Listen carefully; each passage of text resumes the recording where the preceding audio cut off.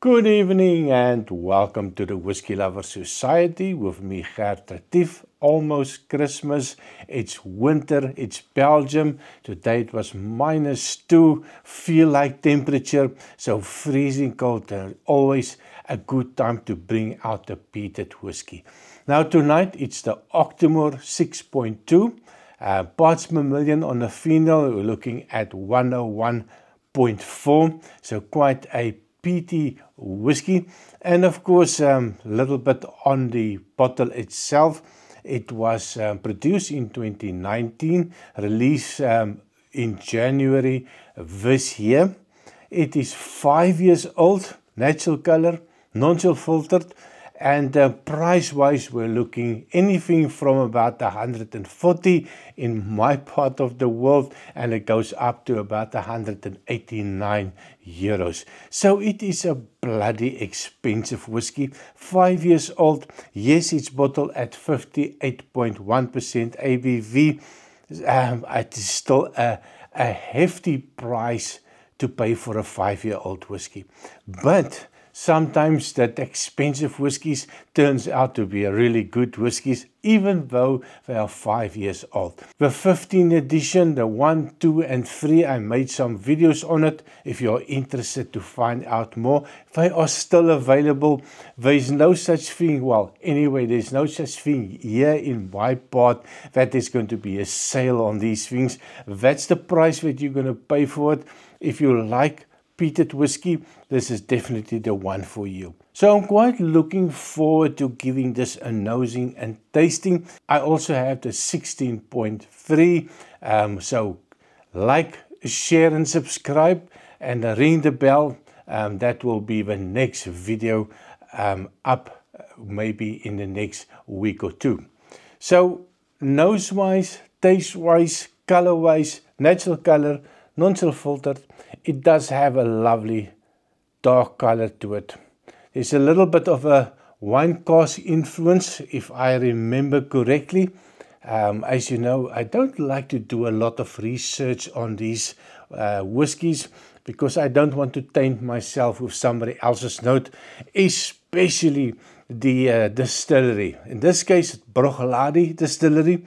Bruichladdich make a really fantastic whiskey, and I don't want to tell everybody what I see online and say Bruichladdich says it is A, B, and C, and no, that's not how I do my reviews. It's my opinion, and I think it's a good advice for a lot of people watching this. Don't just expect my notes to be the same notes as what you're going to get. We all taste things differently. We all smell things differently. We go get into the brain and we get the memories associated with that smell. And of course, it's not going to be all the same.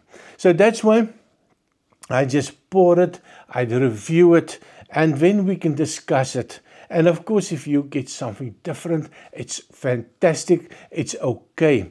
And of course, I always say, try it before you buy it. Don't just take any person's word for it that it is a fantastic whiskey, only to realize later, after spending, well, 100 or 200 euros, it's not really a nice whiskey. So try it before you buy it. So this one, on the nose, oh my word. Now, I am not a big peat fan. And I can tell you, I took out some of my whiskies peated whiskies that I have here.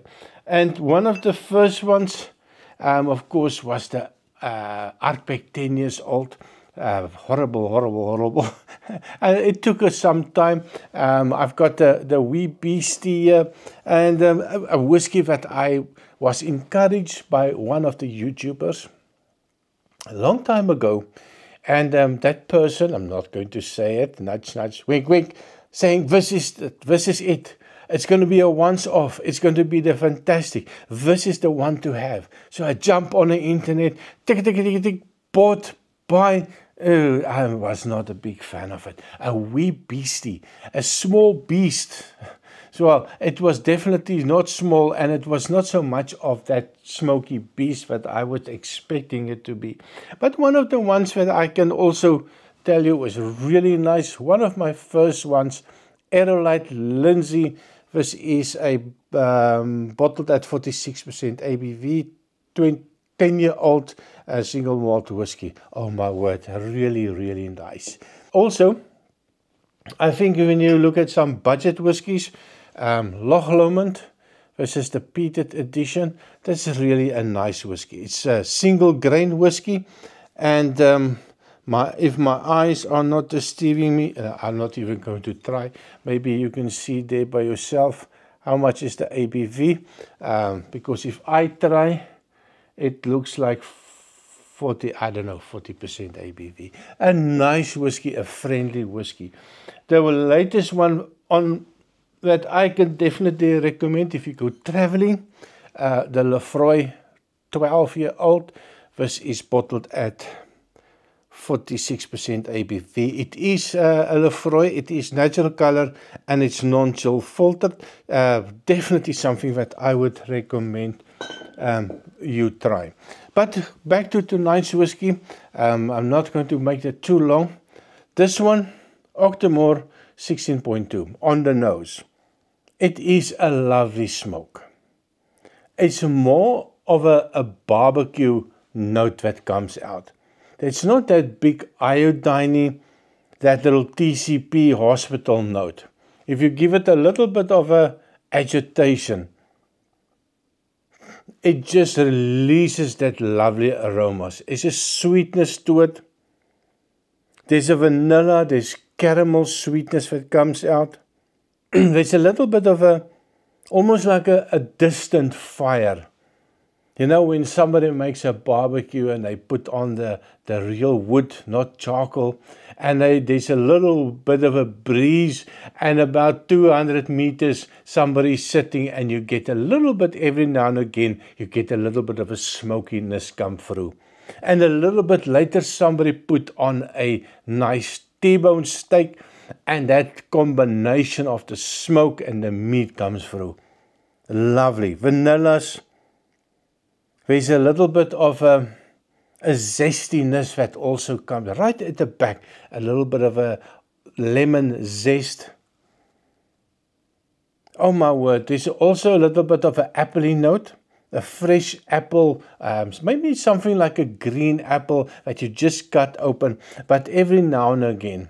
And then it just sticks to that little peatiness, a little smokiness. So nose-wise, it's ticking all the right boxes for me. It is a strong boy, so please, if you're not going to add water, take a nice small sip, don't burn the senses. So on the taste,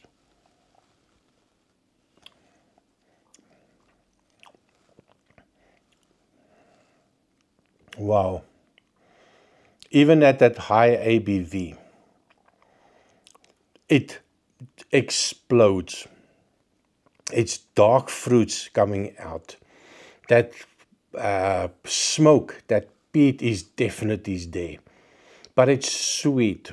It also reminds me a little bit of a bacony note, a little bit of a rich, dark smoke meat, a little bit of a duck meat, smoked duck.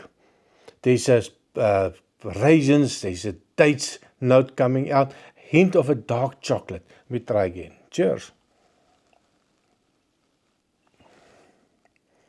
Wow. There's an oiliness to it. It's a little viscosity. It just covers the mouth. But I will never add water to this one. I don't know why. I prefer taking very small sips so that it doesn't burn the senses, and just let it just covers the mouth, and you are left with this lovely sweetness, that lovely dark fruity notes, that little bit of a smoky aftertaste, that once you have a piece of that smoked bacon, that after note that you get, that smoky note that you get into your mouth. Absolutely fantastic. Nose-wise fantastic, taste-wise fantastic. Wow, a little bit of a charcoal note, you know, a little bit of charcoal that was just lit, and that hint of smoke that comes off, that little charcoalness that comes out as well. Last sip. Oh, I love it. I think this is one of the better ones. I've also seen that the 15.1, 16.1, 13.1 was always the one that I was never a huge fan of it. I always liked the 15.2 more, and sometimes the 15.3. There's a huge differences between the three of them. The 15.3, I'm quite happy, and I'm really looking forward to giving that a try as well. So that, my dear friends, the 16.2, 101.4 parts per million on a female, natural color, non-chill filtered. Wow, what a fantastic whiskey. Now, all I need to know from you, have you tried it? How much did you pay for it? I know we are paying way too much for whiskey in my region, so I'm always curious to see what you guys are paying for this. And of course, with that, please remember to like, share, and subscribe. And I see you next time. Cheers.